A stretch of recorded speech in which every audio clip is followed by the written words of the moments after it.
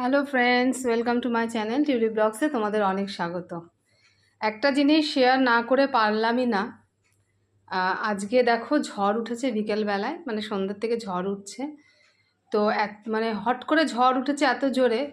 আমাদের যে কোকো, ও কিন্তু আমাদের সাথে সামনে তিতলি রোহন বসে সিনেমা দেখছে, ওদের ওখানেই বসেছিল। ঝড় ওঠার সাথে সাথে বাবু ঘরে চলে এলেন। মানে বলে না, নিজে বাঁচলে বাপের নাম।